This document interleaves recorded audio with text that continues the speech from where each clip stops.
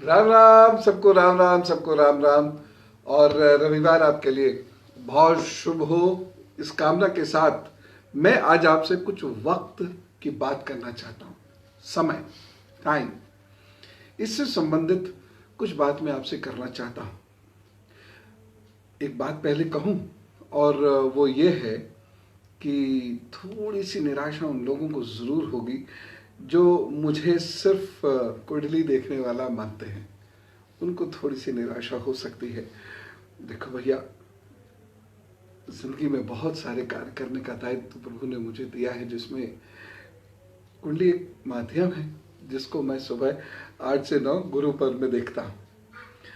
यहाँ पर कुछ और बातें करने की ज़रूरत है, क्योंकि समाज बेहतर हो, हमारा युवा वर्ग बेहतर हो, इसके लिए बहुत आवश्यक है कि हम अपने व्यक्तित्व को लगातार निखारते चले जाएं।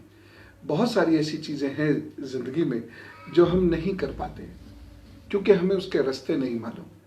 तो मैं यह आश्रम के माध्यम से बच्चों के अंदर वही संस्कार, वही तेज ओज भरने की कोशिश करता हूँ। तो आज की बात उन लोगों के लिए है जो ज़िंदगी में कुछ बहुत बड़ा करना चाहते हैं। आज की बात उन लोगों के लिए है जो करना तो चाहते हैं बहुत कुछ, लेकिन रास्ता नहीं मालूम। बहुत सारी चीज़ें छोटी छोटी होती है। ऐसा नहीं कि मेरी आज आपकी जो 10 मिनट की बात होगी इसमें आप सब कुछ समझ जाएंगे या मैं सब कुछ बता पाऊंगा, ऐसा नहीं है। हम अक्सर बैठा करेंगे, बैठकों में बैठना ज़रूरी है। ये बैठक संस्कृति पुनर्जागृत करने की आवश्यकता भी है। धीरे धीरे छोटी छोटी बातों को आप सीख सकते हैं।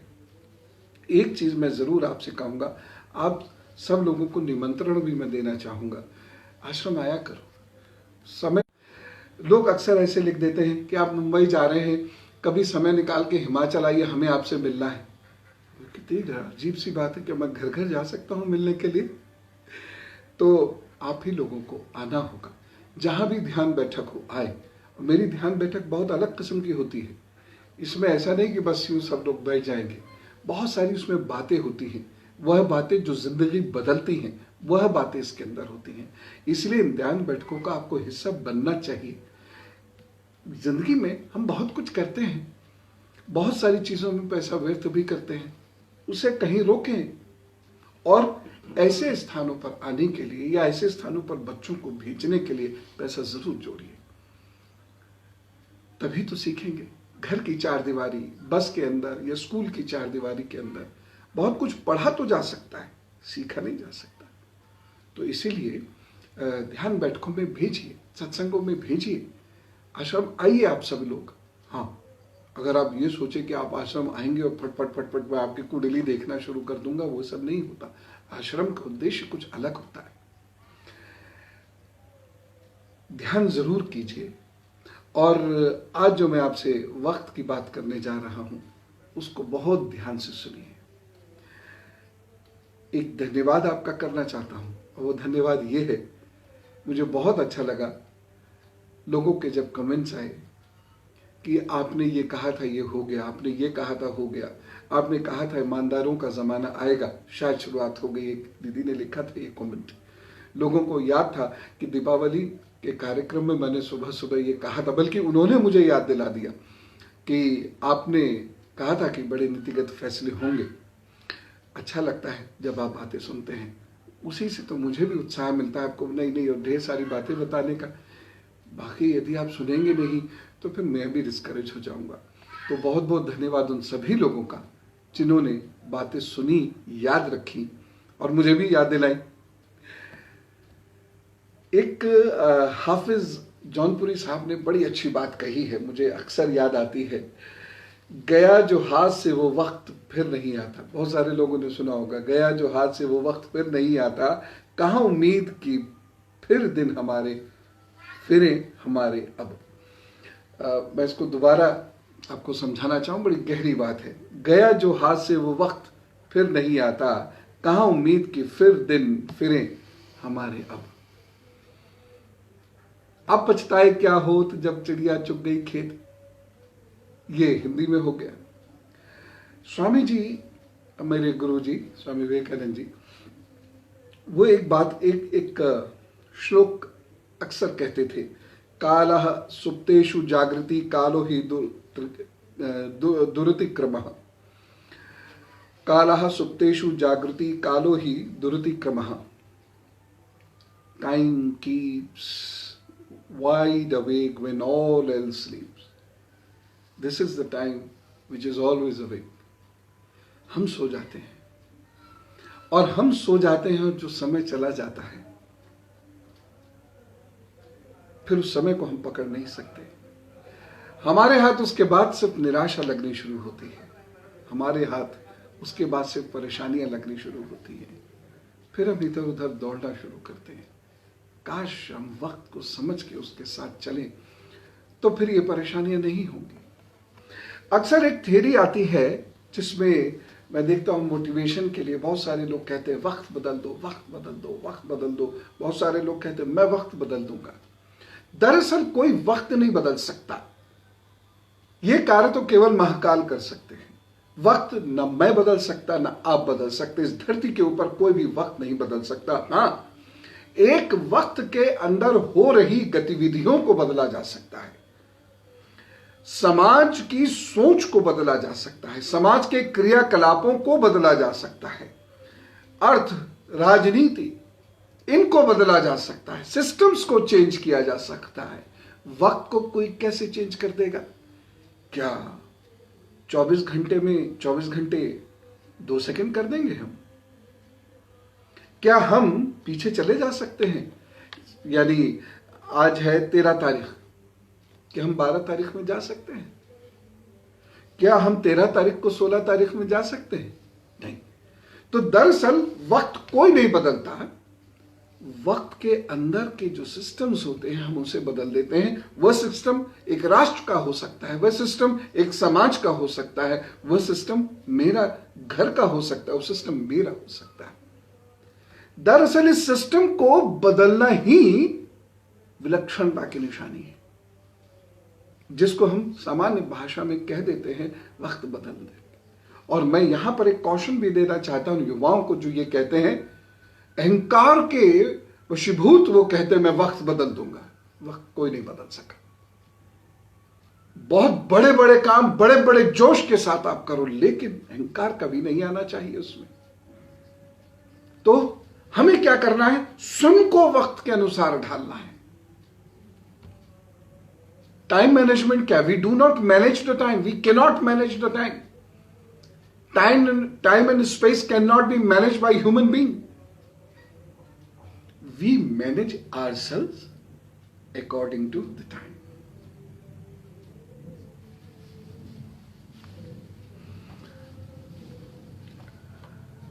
वक्त को कैसे कोई बदल सकता है, लेकिन वक्त के अंदर स्वयं को बदला जा सकता है। वो कौन होते हैं? उन्हें मैं कहता हूं गेम चेंजर्स। वो गेम चेंजर्स होते हैं जो एक स्थिति में एक बड़ा परिवर्तन लाकर खड़ा कर देते हैं। वो एक गेम चेंजर्स होते हैं। इसमें जो नेगेटिव गेम चेंजर्स होते हैं उन्हें वक्त तबाह कर देता है। इसी में जो पॉजिटिव गेम चेंजर्स होते हैं उन्हें वक्त इतिहास पुरुष बना देता है। पुरुष का अर्थ मैं शाब्दिक रूप में ले रहा हूं, उसमें पुरुष और स्त्रियां दोनों आती हैं, मेल फीमेल वाले अंदाज में नहीं कह रहा, ह्यूमन बीइंग। तो वो इतिहास को रचते हैं, वो इतिहास को लिखते हैं, इतिहास भी उन्हें नमन करता है। वो लोग गेम चेंजर्स होते हैं। और प्रत्येक देश के समाज में ऐसे बहुत सारे गेम चेंजर्स हुए हैं, लेकिन ये गेम चेंजर्स बहुत थोड़े से होते हैं। करोड़ों लोग सोचते हैं, लाखों लोग उसे तस्वीर में लाते हैं, कुछ हजार करने के लिए सोचते हैं और इक्का दुक्का कर पाते हैं। एक गेम चेंजर होना इतना आसान नहीं।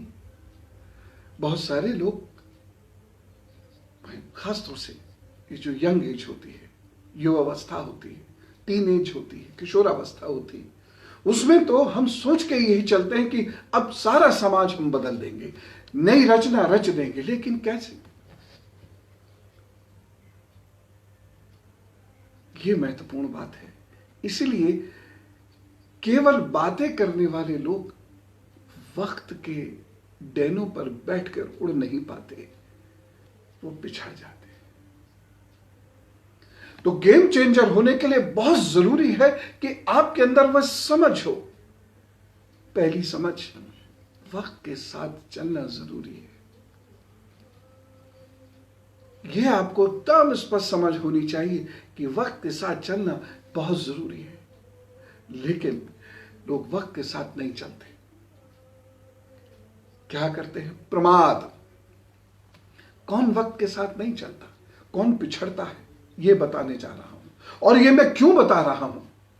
क्योंकि आप लोग हर चीज भाग्य के भरोसे छोड़कर चलते हैं। लेकिन भाग्य की समझ होनी भी तो आवश्यक है। ज्योतिष क्या है? उसी वक्त की गणना तो है। उस वक्त विशेष में हम कहां हैं, यही गणना तो ज्योतिष है।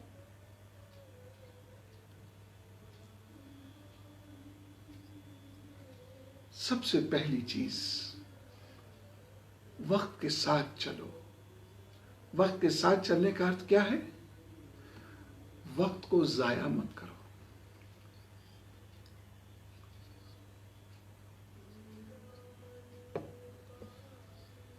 वो लोग जिन्होंने बहुत बड़े काम किए, उनके पास भी 24 ही घंटे होते हैं। और वह लोग जो कुछ नहीं करते, उनके पास भी 24 ही घंटे होते हैं। फर्क क्या है? हर सेकंड का सही इस्तेमाल, हर सेकंड का सही प्रयोग। और वो प्रयोग करते वक्त का मतलब ये नहीं है कि हम बिल्कुल एक हर वक्त युद्धरत योद्धा की तरह से हों। आनंद के साथ, मौज के साथ, मस्ती के साथ जिंदगी गुजारते हुए हर सेकंड का सही प्रयोग। हंसना भी सही प्रयोग है, खेलना भी सही प्रयोग है। तो वक्त के साथ चलना यह जरूरी है। यानी हम हर वक्त कार्य करें। और कैसा कार्य? एक गड्ढा खोदा, दूसरा भर दिया, वो नहीं। ऐसा कार्य नहीं कि जिसमें घूम के वहीं आकर डिस्प्लेसमेंट शून्य हो गया, विस्थापन शून्य हो गया, वो कार्य नहीं। वह कार्य जिसमें हम सीख रहे हैं, लगातार आगे बढ़ रहे हैं, हम कुछ विशेष कर रहे हैं। हम वक्त के थपेड़ों से परेशान भी हो रहे हैं, तो उधर वक्त की ही सुंदर खुशबू वाली हवाएं आएंगी, उस सोच के साथ आगे भी बढ़ रहे हैं। वह चीज ये कहलाता है वक्त का सदुपयोग। मैं बहुत सारे युवाओं को देखता हूं, वो हर वक्त फोन पे। सोशल मीडिया क्रांति का बहुत बड़ा जरिया है, लेकिन टाइम वेस्ट करने वालों के लिए टाइम वेस्ट करने वाले लोगों के लिए तो यह एक ऐसा स्थान बन गया है कि वो बहुत सारा टाइम वेस्ट कर सकते हैं, बहुत सारी एनर्जी वेस्ट कर सकते हैं। सारा दिन फेसबुक पर लगे रहते हैं। ऐसी हर चीज जो काम की नहीं है, जिससे आपके जीवन में कोई परिवर्तन नहीं होगा, आपके परिवार, समाज, राष्ट्र की स्थिति में कोई परिवर्तन नहीं होगा, जिससे आप कुछ नहीं सीख रहे अच्छा, जिससे कोई उपयोगी बात आप नहीं जान रहे, फिर भी आप उस चीज को देखकर, रुककर, लगकर आप उसी के साथ काम कर रहे हैं, यह वेस्टेज ऑफ टाइम है। यह जब पिछड़ना शुरू होता है, यह जब व्यक्ति काम से दूर हटना शुरू होता है, यह व्यक्ति का जब वक्त आगे गुजर जाता है, और यह व्यक्ति जब बाकी लोगों को आगे जाते हुए देखकर कुढ़ता है, चिढ़ता है, ईर्ष्या करता है, तो क्या कहता है? मेरे कौन से ग्रह खराब हैं? दरअसल ग्रह खराब नहीं, कर्म खराब है। ग्रह तो उस वक्त आपको आनंद दे ही रहे थे, लेकिन उस वक्त का आनंद आपने कहां वेस्ट कर दिया? उस वक्त का आनंद आपने फेसबुक की उन बेकार निरर्थक पोस्ट्स को पढ़ने में वेस्ट कर दिया। कहां वेस्ट कर दिया? बेमतलब के कार्टून्स देखकर, जिससे आपको कुछ नहीं मिलना था, वहां वेस्ट कर दिया। कहां वेस्ट कर दिया? दोस्तों के साथ मोबाइल पर गप करके वेस्ट कर दिया। कहां वेस्ट कर दिया? कुछ लोगों की निंदा करके वेस्ट कर दिया। कहां वेस्ट कर दिया? कुछ लोगों से ईर्ष्या करके वेस्ट कर दिया। नेट रिजल्ट 0 सन्नाटा। 0 सन्नाटा। आपके मैं बहुत सारे संदेश भी पढ़ता जा रहा हूं इतने बीच में।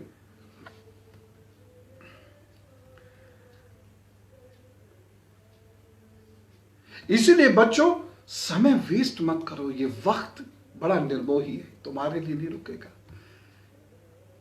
ये किसी के लिए नहीं रुकेगा। सही समय पे निर्णय लेकर आगे बढ़ गए तो बढ़ गए, अन्यथा ये वक्त किसी का नहीं होता। इसलिए खामखा इसको प्रमाद में बिना मतलब के एंजॉयमेंट में वेस्ट मत करो। आज ये निकल जाएगा, कल कुंडली लिए घूमते रहो, कुंडली लिए घूमते रहो, करते रहो सैकड़ों उपाय, कुछ नहीं होता, कुछ नहीं होगा। कर्म के परिणाम कर्म से ही आएंगे और इसके लिए वक्त को पकड़ना बहुत जरूरी है, वक्त के साथ चलना बहुत जरूरी है। दूसरी चीज जो हमें वक्त से कहीं पीछे छोड़ जाती है वो है हमारा आलस्य। कर लेंगे, 1 घंटे में 1 घंटे का काम करने की बजाय 1 घंटे में यदि हम 50 मिनट का काम करेंगे, वो 10 मिनट गए, फिर 10 गए, फिर 10 गए, फिर 10 गए, फिर 10 गए, और ये करते करते बहुत लंबे 10 चले जाते हैं और ये 10 दिनों में, हफ्तों में, महीनों में, सालों में बदल जाते हैं। ये 10-10 मिनट का भी अगर हम गैप करते हैं तो ये सालों हमें पीछा कर देते हैं। हिंदुस्तान का बहुत बड़ा नुकसान रिश्वतखोरों ने तो किया ही है, लेकिन उससे भी बड़ा नुकसान उन लोगों ने किया है जो दफ्तरों में जाकर काम नहीं करते। वह भी उतने ही बड़े भ्रष्टाचारी और दोषी हैं। इस समाज के भी, इस राष्ट्र के भी वह लोग उतने ही बड़े दोषी हैं कि जिस वक्त ठीक समय पर काम शुरू होना चाहिए वह घर से चलते हैं, जिस वक्त ठीक समय पर लोगों से मिलना चाहिए वह चाय पीने चले जाते हैं, जिस वक्त ठीक समय पर काम करना चाहिए वो कुर्सी पर ऐसे करके लेटे हुए होते हैं। अरे करते हैं क्योंकि उनको कोई ऐसा पद मिल गया, खासतौर से सरकारी महकमों में तो ऐसे बहुत सारे लोग हैं, क्योंकि उनको कोई पद मिल गया, सामने वाला मजबूर है उस कुर्सी के सामने चुप रहने के लिए। वो व्यक्ति की, उस कुर्सी पर बैठे हुए व्यक्ति की इज्जत नहीं कर रहा है, वो उस कुर्सी के सामने मजबूर है क्योंकि वह कुर्सी उसका नुकसान कर सकती है। सिर्फ दहशत से वह चुप है, लेकिन वक्त बदल रहा है, ऐसे लोगों को कुर्सी से उठाकर फेंक दिया जाएगा। इन लोगों ने भी देश का बहुत नुकसान किया है क्योंकि जनता के पैसे से ये 8 घंटे के लिए नौकरी पर रखे गए और यदि उन्होंने वहां 6 घंटे काम किया तो 2 घंटे उस पैसे का मिसयूज किया, उस समय का मिसयूज किया, इस राष्ट्र का मिसयूज किया। मैं अनेक कार्यक्रमों में देखता हूं, कहते हैं लोग इंडियन टाइम 6 बजे, अब हम तो 6 बजे का टाइम हमें कोई दे रही, 6 बजे पहुंच जाते हैं। पता लगा अभी तो सारे ऑर्गेनाइजर्स भी नहीं आए हैं और मेन ऑर्गेनाइजर ही 6:45 आ रहा है क्योंकि वो बड़ा आदमी है। लेट आने का मतलब ही है आप बड़े आदमी हैं। कभी कोई परेशानी हो सकती है, काम हो सकता है, बहुत सारे अफसरों को, राजनेताओं को, अधिकारियों को, डॉक्टर्स को ऐसे कुछ काम अचानक इमरजेंसी में आ जाते हैं। वहां की बात नहीं कर रहा मैं बहुत लॉजिकल बात कर रहा हूं। लेकिन एक सामान्य स्थिति है, कार्ड में पड़ा 6 बजे, मतलब 7 बजे इंडियन टाइम में 1-8 घंटा तो इधर उधर होता है। क्यों होता है? इसी 1-8 घंटे के इधर उधर करते करते करोड़ों घंटे हमने वेस्ट कर दिए और हम पीछे चले गए। हम लोग सदा कहते हैं उस संस्कृति के हम लोग हैं जो संस्कृति विश्व गुरु थी। आज क्यों नहीं है विश्व गुरु? बहुत सारे कारण जब आप ढूंढेंगे तो हमारा वक्त से पिछड़ना, आलस्य करना, काम चोरी करना आदि आदि भी उतने ही बड़े कारण हैं कि हम पिछड़ गए और आज बाकी लोग विश्व गुरु हैं और हम अभी स्टैंड वहां नहीं कर रहे। तो इसलिए मेरी बात थोड़ी सी बुरी लगी, बहुत सारे लोग तो सोच भी रहे होंगे कि क्यों नहीं जो है कुंडली बता रहे। बहुत सारे लोग सोच रहे होंगे कुंडली कहाँ गई, कुंडली कहाँ गई। लेकिन मैं आपसे फिर कहना चाहूंगा,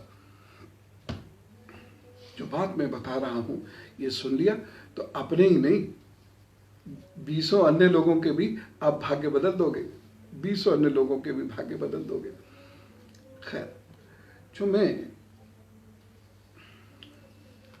आप अपने प्रश्न भेजते रहिए, मुझे लगेगा कोई इंपॉर्टेंट प्रश्न तो मैं जरूर लूंगा। अभी कोई इंपॉर्टेंट प्रश्न या तो मुझे नहीं दिखा है क्योंकि हम गांव में रहते हैं तो यहाँ कभी नेट चलता है, कभी नेट नहीं चलता है।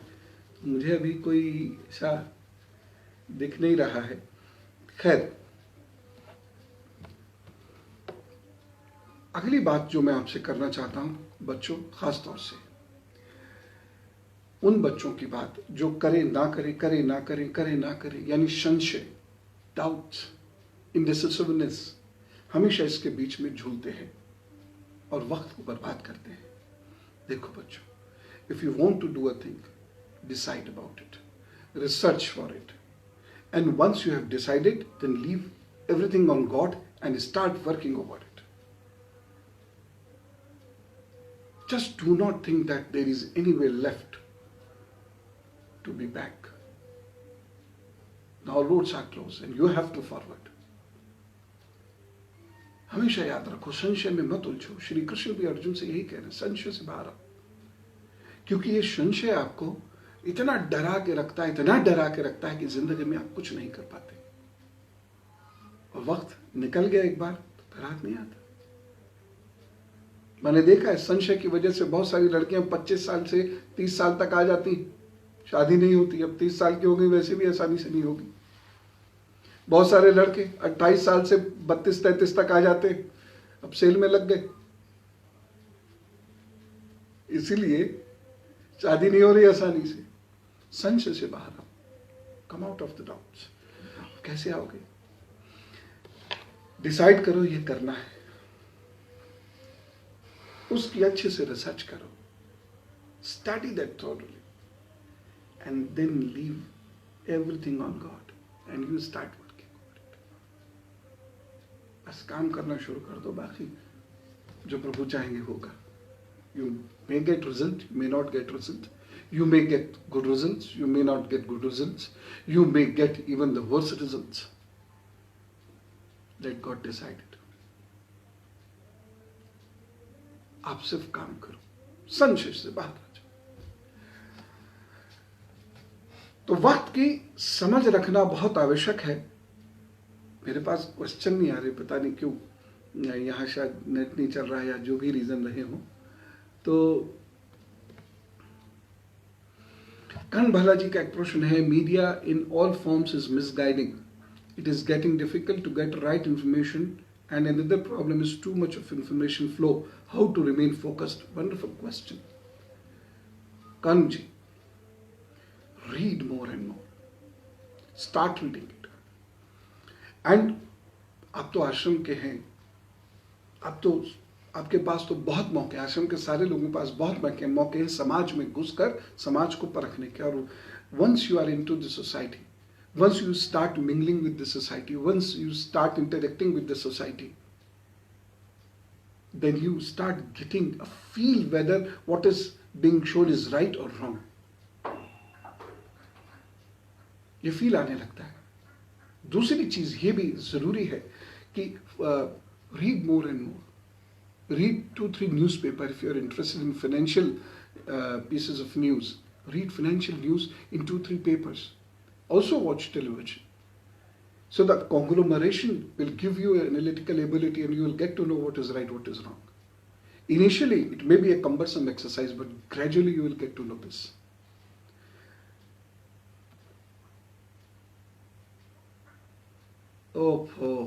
ऋषभ गुप्ता, मैं देखो वक्त की बात कर रहा हूं। ऋषभ गुप्ता जी का प्रश्न आता है, हैंड में एंड इन होल बॉडी में हेयर बहुत ग्रो कर रहे हैं, मैं हेयर ड्रेसर हूं?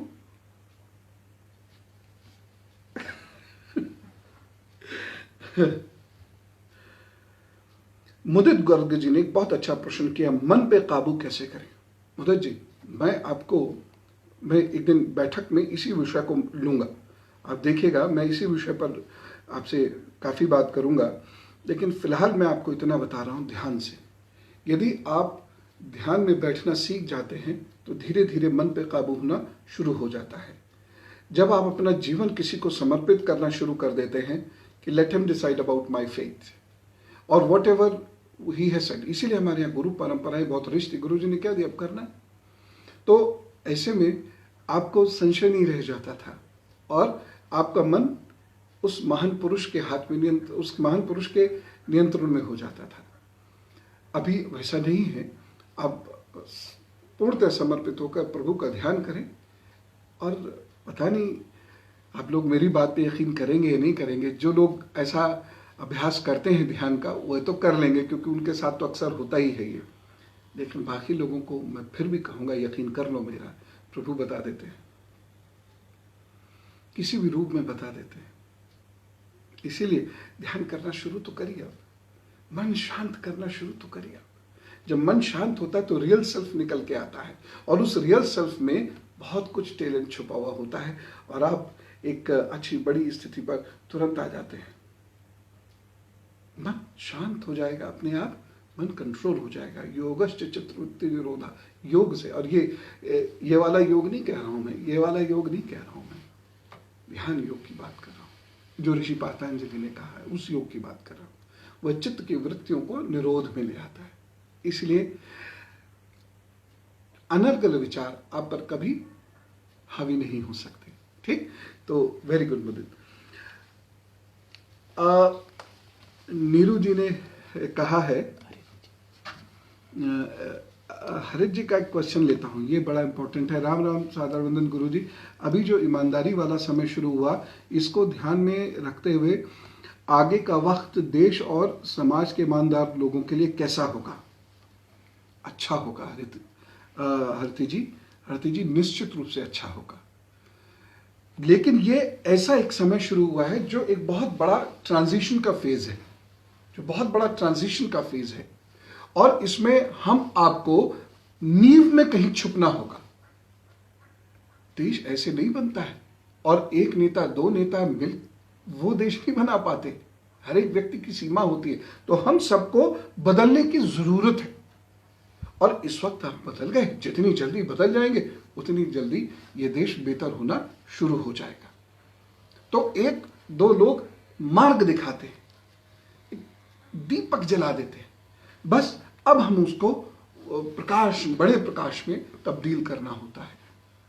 तो इस देश के साथ एक बहुत बढ़िया बात क्या हो रही है कि इस देश की जो युवा जनता है, ज़्यादातर तो युवा हैं इस वक्त इस देश के अंदर, और वो बदलना चाहते हैं, वो बदलाव चाहते हैं, वो परेशान हैं, परेशानी से बाहर आना चाहते हैं। और इसीलिए देखिए इतना बड़ा डिसीजन हुआ, ही युवाओं ने इसका विरोध नहीं किया।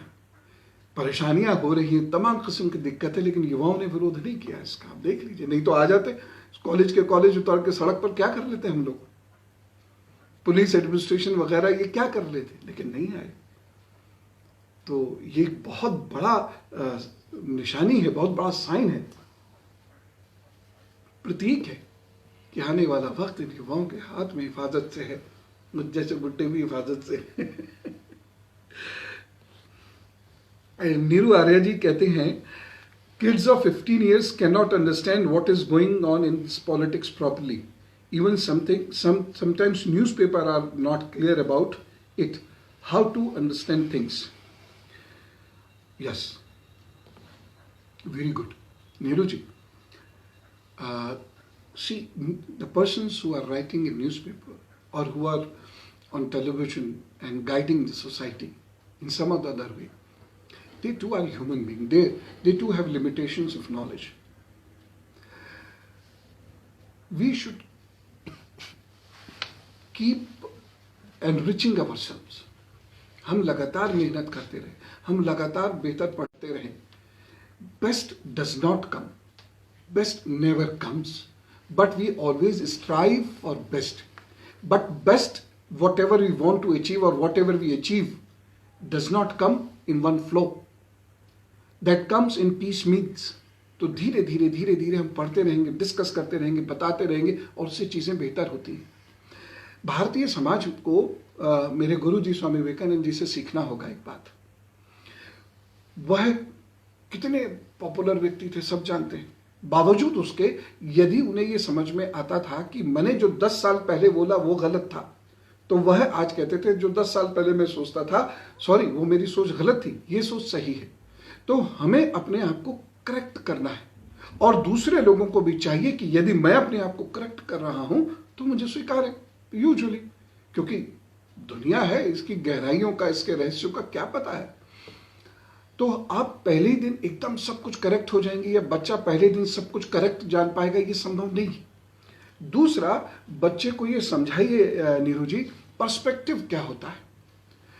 देखिए, एक ही चीज को देखने के पर्सपेक्टिव्स डिफरेंट हैं। कोई कार्ल मार्क्स के एंगल से देखता है, तो कोई राइटिस्ट एंगल से देखता है, कोई सेंटरिस्ट एंगल से देखता है।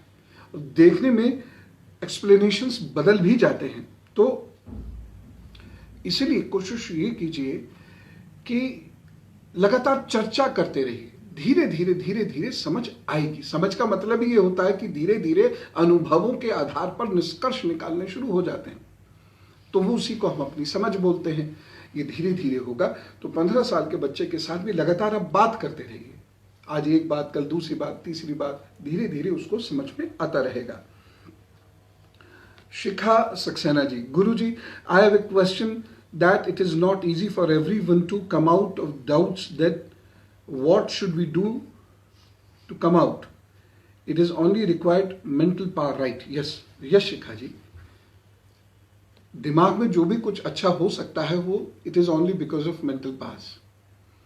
तो आपको यदि अपने डाउट से बाहर आना है तो you need strong mental powers और you need a surrendered mind।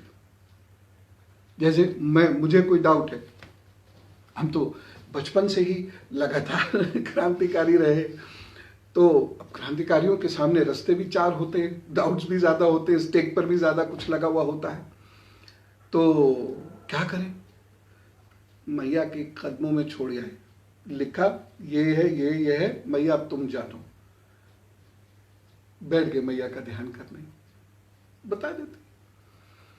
संशय होता है, गुरु जी के पास बैठ जाते हैं, जाके संशय मिट जाता है। पूर्ण समर्पण और डिसीजन ले लिया तो करेंगे। अब इसमें लाभ हो या हानि हमें मतलब नहीं। ईमानदारी का रास्ता छोड़ना नहीं है, अध्यात्म का रास्ता छोड़ना नहीं है, गुरु जी के पांव छोड़ने नहीं है। क्या होगा? लुट जाएंगे, ठीक है, गुरु जी जाने। तो संशय खत्म हो गया। रिस्क लेने की कैपेसिटी व्यक्ति के अंदर होनी चाहिए। बर्बाद होने को तैयार हो जाओ, आबाद हो जाओगे, ठीक है ना। खुशबू सिंह जी, चरण स्पर्श गुरु जी, क्या मनता खुद पढ़ने की जगह मनता, पता नहीं, बंदा लिखा सकते हैं, क्या वो सेम फल देगा? देखिए, एक तो जब हम रोमन में लिखे तो या तो पूरी हिंदी लिखे या पूरी अंग्रेजी लिखे, वो नहीं तो समझ में नहीं आती आसानी से। तो क्या वो बिल्कुल यही फल देगा ऐसा लिख देते तो अच्छा था, सेम फल देगा, तो कन्फ्यूजन हो गया। सुनने से बहुत फर्क पड़ता है, पढ़ने से तो पढ़ता ही है, लेकिन कोई व्यक्ति सब कुछ नहीं पढ़ सकता। तो जो पढ़ सकता है वो पढ़े, बाकी वो सुने। तो सुनने से भी हमारे अंदर विचारों में ऊर्जा उत्पन्न होने लगती है, हमारी वेव्स पटापट पटापट हायर ऑर्डर पे जानी शुरू हो जाती है और उससे हमें अच्छे फल मिलते हैं।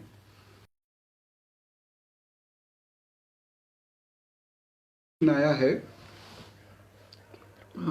नागेंद्र गुप्ता जी का, as per your program Guruji, once you said you feel that in Nadi Jyotish everything is written, we just like कठपुतली, जिसको जब हम ध्यान में आंखें चढ़ाते हैं तो ये वाली जो मसल्स है हमारी, या कभी कभी ध्यान करते करते खुद ब खुद आंखें ऊपर चढ़ जाती हैं आज्ञा चक्र की ओर, तो हमारी ये मसल्स हैं, ये दर्द करती हैं। लेकिन जब वो आदत पड़ जाती है तो दर्द खत्म हो जाता है। इसलिए अभ्यास करते रहिए लगातार।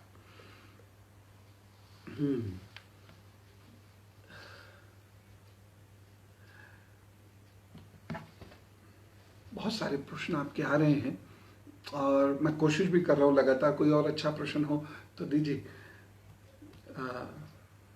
लगातार मैं ढूंढ भी रहा हूँ। नंदिता जी, मेरे बारे में बता दीजिए। मुझे तो खुद मेरे बारे में अभी नहीं पता, मुझे तो सिर्फ इतना पता है कि बस हम लोग इस वक्त की बात कर रहे हैं। और कैसे वक्त की बात कर रहे हैं? जिस वक्त के सदुपयोग से हमें बहुत आगे निकलना है, बहुत आगे बढ़ना है। चला जाए कहीं फेसबुक वाले टेक्स्ट ना मांगने लगे, इतनी देर तक लाइव। लेकिन मुझे सच माने आपके साथ बैठकर बहुत अच्छा लगता है और मेरा मन करता है कि घंटों आपसे बातचीत होती रहे, घंटों आपसे बातचीत होती रहे। लेकिन वक्त है, सीमाओं में बांध के रखता है मनुष्य को। तो आज की जो बातचीत है मैं उसको कंक्लूड करना चाहता हूँ। और ये NVPCD, ये कौन है पता नहीं, NVPCD आश्रम की वेबसाइट नहीं है, बहुत सारे लोग इस कंफ्यूजन में रहते होंगे, क्योंकि इसमें पावन चिंतन धारी MPCD भी कहते हैं। ये NVPCD वाले भैया से मैं हाथ जोड़ के निवेदन करूंगा कि अपना नाम बदल दीजिए, ये आश्रम का नाम मत रखिए आप, अच्छा नहीं लगता। खैर, एक बहुत अच्छा प्रश्न है अरविंद निषाद जी का। गुरु जी राम राम, मौन और ध्यान में क्या समानता और क्या फर्क है? वाह, गुड क्वेश्चन। देखिए, ध्यान से पहले की एक अवस्था है, जब हम धारण में आ जाते हैं तो हमें मौन होना होता है। मौन यानी हम अंदर की आवाज को सुनने लगते हैं, हमारे अंदर के विचार बाहर के विचारों पर या भौतिकता पर हावी होना शुरू हो जाते हैं। जब हम मौन में होते हैं तो मन को शांत करते चले जाते हैं और धीरे धीरे धीरे धीरे धीरे धीरे धीरे धीरे हम समर्पण की अवस्था तक पहुंचते चले जाते हैं। लोग ध्यान क्यों नहीं कर पाते? क्योंकि उनके मन में बीसियों अनर्गल विचार हर वक्त चलते रहते हैं। वो विचार उन्हें आराम से बैठने ही नहीं देते। और ऐसा नहीं कि वो आश्रम जो लोग जाते हैं या जो ध्यान केंद्रों में लोग जाते हैं उनके मन में नहीं चलते, वही वो स्थिति वही भी रहती है, लेकिन कुछ लोग उसमें से बाहर आना शुरू होते हैं। तो कैसे आएंगे? मौन के बिना ध्यान का प्रारंभ असंभव है। बहुत ज्यादा जो लोग शोर शराबा मचाते हैं, बहुत सारे विचार इधर भी देख रहे हैं, उधर भी देख रहे हैं, उधर भी देख रहे हैं, विचार दिमाग में व्याप्त होते चले जा रहे हैं, और फिर वो लोग कहते हैं हम ध्यान करते हैं। संभव ही नहीं है, बेवकूफ बनाते हैं अपने आप को भी और मुझे भी। हमारे आश्रम में बहुत सारे लोग हैं ऐसे, तो कहेंगे गुरु जी बस आप ही मेरी जिंदगी हो।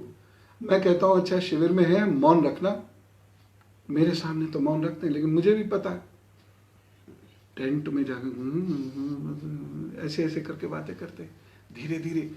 और क्या खाया? कल को तो बहुत थकन वाला दिन होने वाला है, ऐसे कर करके, यानी मौन नहीं। विचारों का जो शोर होता है यह आपको प्रभु से काट देता है। इसलिए यदि आप वास्तव में भक्ति करना चाहते हैं तो मन को शांत करना सीखिए। वो क्या है? मौन। अपनी आंखें बंद, अपने होंठ बंद, अपने कान बंद। जब बाहर की दुनिया से आप कटेंगे तो अंदर की दुनिया जागृत हो जाएगी, और इसी अंदर की दुनिया में प्रभु है। बाहर की दुनिया से आप प्रभु से नहीं मिल सकते, अंदर की दुनिया से ही प्रभु से मुलाकात हो सकती है। इसलिए मौन, लेकिन मौन ध्यान नहीं। मौन में आप भौतिकता से जुड़े हुए हैं। जब आप मौन अवस्था धारण कर लेते हैं और उसके बाद बैठ जाते हैं, आंख बंद कर लेते हैं, श्वास को साधते हैं, और सिर्फ एक ही विचार आपके मन में रह जाता है, मेरे प्रभु क्षमामदेहि, मेरे प्रभु क्षमामदेहि।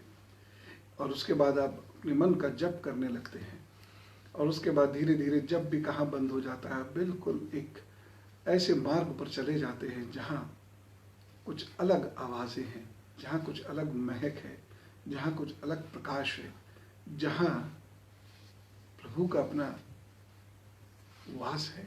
आप धीरे धीरे ऐसे मौन में चले जाते हैं।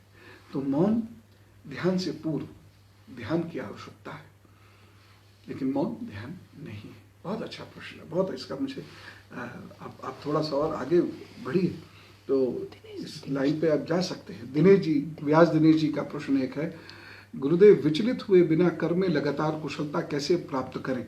बड़ा सरल है। देखिए, अब ये सोचे कि बिल्कुल सूत भर भी हम विचलित ना हो, तो ये तो मनुष्य होने के नाते तब तक संभव नहीं है जब तक आप एकदम संन्यास अवस्था में ना आ जाए। लेकिन कम विचलन हो, रेयर हो, कभी कभी विचलन हो, हर वक्त विचलन ना हो। इसके लिए परिणाम की अपेक्षा छोड़कर कर्म बढ़ा दें, विचलन समाप्त हो जाएगा। जब हम बहुत ज्यादा परिणाम से जुड़ जाते हैं, इतना जुड़ जाते हैं कि कर्म से कम हो जाते हैं, तब ये विचलन बढ़ता चला जाता है। जब हम सोचते बहुत ज्यादा हैं और अपनी सोच को कर्म में परिणत नहीं कर पाते हैं, तो विचलन बढ़ जाता है। जब हम बर्बाद ना हो जाए ऐसा सोचने लगते हैं, नुकसान ना उठा लें ऐसा सोचने लगते हैं, तो विचलन बढ़ जाता है। प्रारंभिक अभ्यास सिर्फ ये शुरू कर दीजिए दिनेश जी। अब तो आश्रम से कई वर्षों से जुड़े ही हुए हैं, आप आराम से ऐसा कर भी पाएंगे। आपको क्या करना है, जो होगा देखा जाएगा। एक बार सोच लिया ये काम करना है, उसकी अच्छे से रिसर्च कर ली, अब मैया जाने, हम इस पे काम करेंगे, देखा जाए। अब उसमें बहुत सारी आंधी अंधड़ आएंगे, देखा जाएगा। मैया अपने आप रास्ता साफ करेगी मेरा, मैं तो चल ही रहा हूँ। ये धीरे धीरे आपकी वो अवस्था आ जाएगी जहाँ विचलित होना एकदम रुक जाएंगे, विचलित होना आपका एकदम बंद हो जाएगा। और भी प्रश्न, बहुत सारे प्रश्न अब अच्छे अच्छे भी आने लगे, लेकिन फिर भी। पूनम सिंह जी, वस्तुतः ध्यान क्या है? अरे बाप रे, इसके लिए तो कई घंटे चाहिए। पूनम जी, आपसे निवेदन है, आप आश्रम आइए, ध्यान पे कभी बैठक हो वहाँ ये, या ध्यान शिविर में आ जाइए। ये विषय तो वहीं घंटों घंटों हम बात करते हैं, 7 दिनों तक कम से कम 15-16 घंटे हम बात करते हैं, तब जाकर हम ध्यान को समझ पाते हैं। तो फिलहाल एक लाइन में कहूँ तो ईश्वर के प्रति पूर्ण समर्पण, देह छोड़कर ईश्वर में सूक्ष्म देह का मिलाप या विलय, चाहे वो 1 सेकंड के लिए क्यों ना हो, वह ध्यान की अवस्था है। शिवम सिंह, गुरुजी गुरु कैसे प्राप्त हो बताइए ना। पता नहीं, खोज करते रहिए, जहां मन लगे कि यहाँ इस व्यक्ति में मुझे माता पिता मित्र गुरु शिक्षक आचार्य सब कुछ मिल जाएंगे। ये व्यक्ति मुझे मेरे स्थान पर, मेरे लक्ष्य पर, गंतव्य तक मुझे ले जाएंगे। जहां पर आपको सजदा करने का मन, सजदा मतलब माथा टेकने का, दंडवत हो जाने का मन करने लग जाए, वो गुरु, तब तक ढूंढते रहिए। मैं इतना जरूर आपसे कहना चाहूंगा सभी लोगों से, क्योंकि शिवम जी का प्रश्न है, बड़ा कठिन होता है गुरु मिलना, और बड़ा कठिन होता है एक जिसे हम गुरु माने वो हमें शिष्य मान ले। जब जीवन में ऐसा हो जाता है तब हम उसकी वैल्यू नहीं करते। हमारे एक मुनि जी थे, उनसे किसी ने कहा कि ऐसा क्यों नहीं होता कि मैं हर वक्त भगवान जी के साथ रहूं, भगवान जी हर वक्त मेरे साथ रहें। मुनि जी बोले, मेरे साथ तो होता है, हर वक्त रहते मेरे ईश्वर मेरे साथ, मुझसे बातें करते हैं, मैं उन्हें खाना खिलाता हूँ। बोले, दिखते तो नहीं दिखते, सूक्ष्म रूप में मेरे साथ रहते, लेकिन कोई भी बात मुझसे तुम पूछो, मैं प्रभु से पूछ के बता दूंगा तुम्हें। उसने परीक्षा ली, मुनि जी उस परीक्षा में उत्तीर्ण हो नहीं थे। मेरे साथ क्यों नहीं होता, वो ये व्यक्ति पूछता, मेरे साथ क्यों नहीं होता? तो मुनि जी ने, मैं वहीं बैठा था, मुनि जी ने कितना सुंदर उत्तर दिया। मुनि जी बोले, क्योंकि तुम्हें जो तुम्हारे पास है उसकी इज्जत करना नहीं आता, तुम उसके प्यार में बहना नहीं जानते, तुम उसके लिए उस जैसा नहीं हो सकते, तुम अपने अस्तित्व को उस अस्तित्व महाअस्तित्व में विलय नहीं कर सकते, तुम्हारे अंदर उस प्रेम की वजह से दोष समाप्त नहीं होते। और ये बात सच है, जब हम किसी के प्यार में, जो गुरु के प्यार में पड़ जाते हैं तो वैसे ही होने लग जाते हैं स्वतः। प्यार को कोई जबरदस्ती की जरूरत थोड़ी है, वो तो खुद बदल देता है। तो मुनि जी ने कहा, क्योंकि तुम उसके प्यार में खुद को बदलते नहीं हो, अपने अस्तित्व का विलय नहीं करते हो,